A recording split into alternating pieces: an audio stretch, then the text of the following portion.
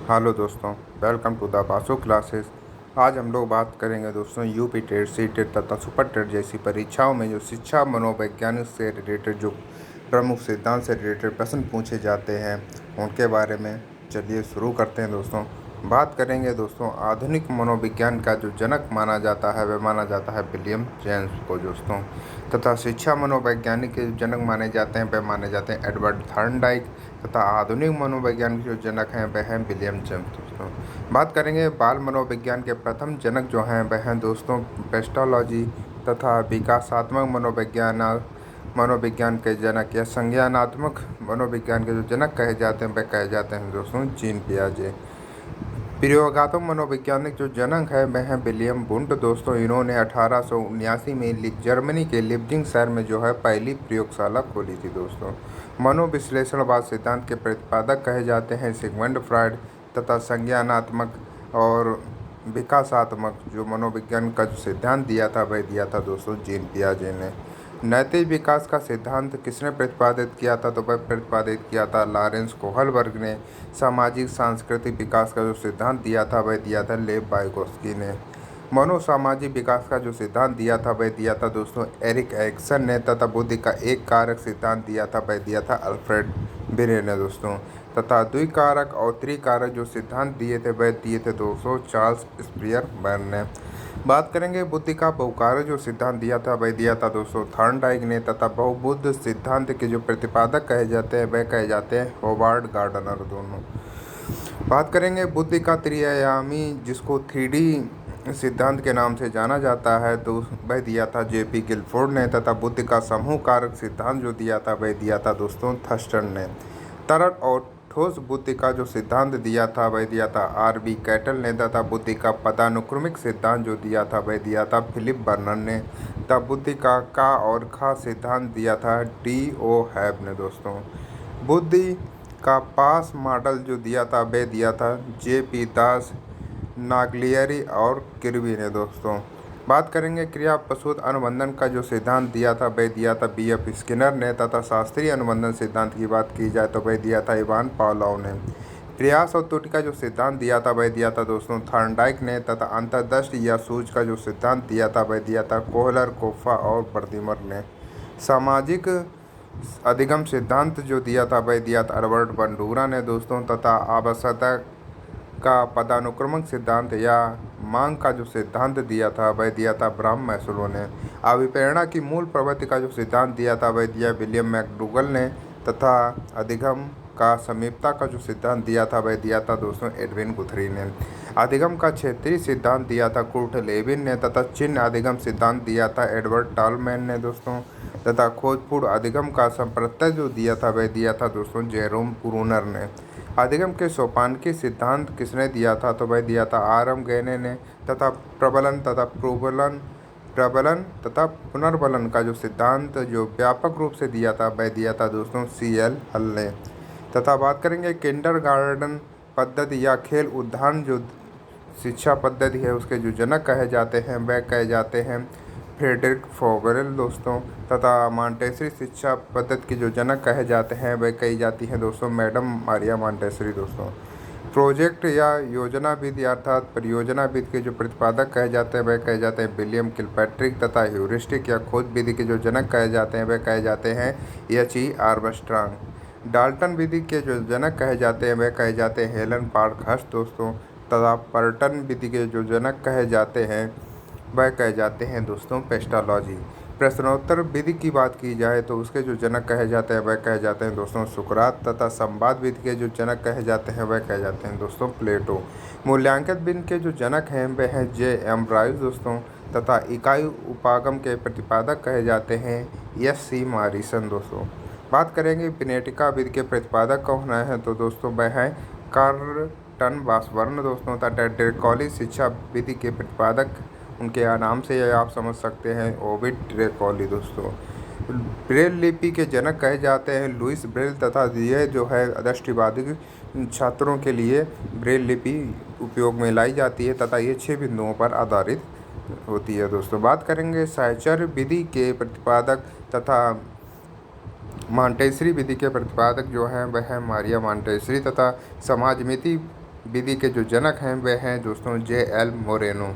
स्व यथार्थीकरण का जो सिद्धांत या मांग या आवश्यकता का जो सिद्धांत है वह दिया था दोस्तों अब्राहम मैस्लो ने। बात करेंगे बाल विकास की अवस्थाएं एवं उनके शारीरिक मानसिक परिवर्तन से रिलेटेड क्वेश्चन के बारे में दोस्तों। किशोरावस्था तनाव तूफान और संघर्ष की अवस्था है, ये कथन जो है वह स्टैनले हॉल का है। तथा मानव विकास की किस अवस्था को सुनहरी अवस्था अर्थात जिसको ओल्डन एज के नाम से जाना जाता है तो वह है दोस्तों बाल्यावस्था। खिलौनों की आयु जो है किस अवस्था को कहा जाता है तो दोस्तों पूर्व बाल्यावस्था को जो है खिलौनों की आयु के नाम से जाना जाता है। तथा केइंग एज या टोली की जो अवस्था है वह है दोस्तों उत्तर बाल्यावस्था।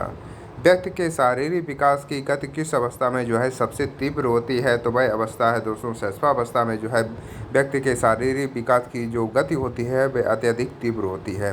बात करेंगे स्वप्रेम की जो भावना है किस अवस्था में प्रबल होती है। अब बच्चा जो होता है अहम केंद्रित होता है तो वह अवस्था है शैशवावस्था। तथा संवेगों के प्रदर्शन में अत्यधिक जो उग्रता है किस अवस्था में दिखाई देती है तो वह भी अवस्था है दोस्तों किशोरावस्था। इसे तनाव संघर्ष तथा तूफान की अवस्था कहा है, वह कहा स्टैनले हॉल ने दोस्तों। बालक का सामाजिकरण किस अवस्था से प्रारंभ होता है तो दोस्तों शैशवावस्था से ही बालक का सामाजिकरण प्रारंभ हो जाता है।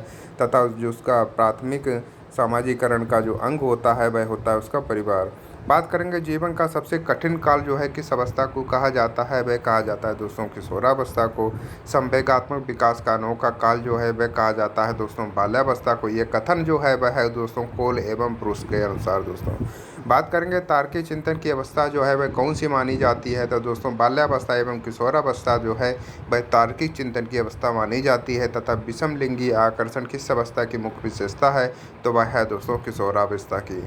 बात करेंगे भ्रूण अवस्था की जो अवधि होती है वह होती दोस्तों 2 सप्ताह से 8 सप्ताह तक। तथा मानव शिशु में गुणसूत्र होते हैं तो दोस्तों जब जोड़ों की बात की जाएगी तो वहाँ पर हो जाएंगे 23 जोड़े। तथा कहीं बिना जोड़ों की बात की कुल गुणसूत्र की बात की जाएगी तो वहाँ पे हो जाएंगे दोस्तों 46 गुणसूत्र दोस्तों। बात करेंगे सिर से पैर की ओर विकास के क्रम को क्या कहते हैं तो दोस्तों उसको कहते हैं सिरोपदमुखी क्रम अर्थात विकास जो होता है सिर से पैर की ओर क्रमानुसार चलता है। बात करेंगे केंद्र से परिध की ओर विकास के क्रम को क्या कहते हैं तो उसको कहते हैं समीप दूराभिमुख क्रम दोस्तों। तथा नवजात शिशु का भार लगभग कितना होता है तो वह होता है 7 से 8 पाउंड लगभग दोस्तों 3.2 से 3.6 किलोग्राम। बात करेंगे शिशु के जन्म के समय उसके मस्तिष्क का जो भार होता है वह होता है लगभग 350 ग्राम दोस्तों। तथा वयस्क मनुष्य के मस्तिष्क का भार जो होता है वह होता है लगभग 1350 से 1400 ग्राम। शिशु के दूध के दांतों की संख्या की बात की जाए तो वह होते हैं लगभग दोस्तों 20 दांत। तथा मनुष्य के स्थायी दांतों की कुल संख्या जो होती है वह होते हैं दोस्तों 32 दांत। हड्डियों के कड़े होने की प्रक्रिया को क्या कहा जाता है तो उनको कहा जाता है अस्थिकरण दोस्तों। तथा शैशवावस्था में शिशु की जो धड़कन होती है वह अनियंत्रित और तीव्र होती है तो दोस्तों लगभग जो है 140 बार प्रति मिनट के हिसाब से जो है धड़कती है दोस्तों। बात करेंगे बाल्यावस्था में हृदय की धड़कन घटकर कितनी हो जाती है तो वह हो जाती है लगभग 85 बार प्रति मिनट दोस्तों।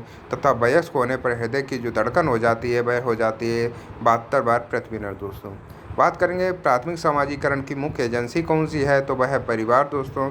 तथा द्वितीय समाजीकरण की मुख्य एजेंसी जो है वह है विद्यालय मीडिया और उसका पास पड़ोस का जो वातावरण होता है।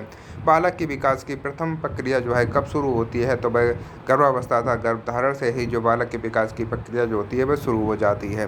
विकास कैसा परिवर्तन है तो दोस्तों गुणात्मक और परिणामात्मक जो है दोनों प्रकार का परिवर्तन है। तथा अभिवृद्धि कैसा परिवर्तन है तो दोस्तों अभिवृद्धि जो है केवल परिणात्मक या मात्रात्मक परिवर्तन है। विकास कभी ना समाप्त होने वाली प्रक्रिया है। यह सिद्धांत जो है किससे संबंधित है तो दोस्तों यह जो है निरंतरता के सिद्धांत से संबंधित है। अर्थात जो विकास होता है वो निरंतर चलता रहता है दोस्तों। बात करेंगे बालक पहले पूरे हाथ को फिर उंगलियों को चलाना सीखता है, कौन सा सिद्धांत है तो दोस्तों यह जो है एकीकरण का सिद्धांत है। तथा प्रत्येक बालक के विकास की गति जो होती है विभिन्न होती है, कौन सा सिद्धांत है तो दोस्तों यह वैयक्तिक भिन्नता का सिद्धांत है। बालक का विकास वंशानुक्रम और वातावरण का क्या है तो दोस्तों यह उनका गुणनफल होता है। तथा लड़कों में जो मातृ प्रेम ग्रंथि जो पाई जाती है वह पाई जाती है ओडिपस ग्रंथि। तथा लड़कियों में पितृ प्रेम ग्रंथि जो पाई जाती है वह होती है इलेक्ट्रा ग्रंथि दोस्तों। बात करेंगे काम प्रवृत्ति की भावना सबसे तीव्र लेकिन सुप्त अवस्था में जो होती है तो वह अवस्था है दोस्तों बाल्यावस्था। बात करेंगे वीर पूजा की जो भावना है किस अवस्था में पाई जाती है तो वह अवस्था है किशोरावस्था। पहचान या संकट किस अवस्था की मुख्य समस्या है तो वह है दोस्तों किशोरावस्था की।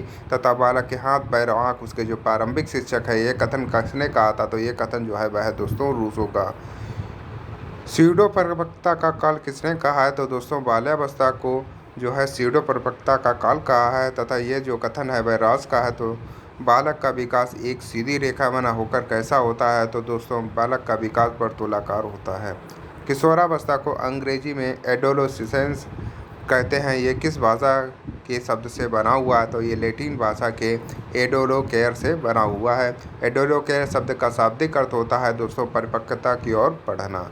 शिशुअवस्था की अवधि सामान्यतः क्या मानी जाती है तो दोस्तों जन्म से 5 से 6 वर्ष की जो अवस्था होती है वह शिशुअवस्था की अवधि मानी जाती है। तथा बाल्यावस्था की अवधि जो है वह 6 से 12 वर्ष की मानी जाती है। बात करेंगे वयस्संधि काल जो है किस अवधि को कहा जाता है तो दोस्तों 11 से 13 वर्ष की जो बाल्यावस्था और किशोरावस्था का जो संधि काल होता है उसको वयस्संधि काल कहा जाता है। तथा संवेगात्मक स्थिरता किस अवस्था में आने लगती है तो दोस्तों प्रौढ़ावस्था और उत्तर किशोरावस्था में जो है संवेगात्मक जो है स्थिरता आने लगती है। बात करेंगे कल्पना जगत में विचरण किस अवस्था की मुख्य विशेषता है तो दोस्तों शिशुअवस्था किशोरावस्था दोनों की जो है वह मुख्य विशेषता है।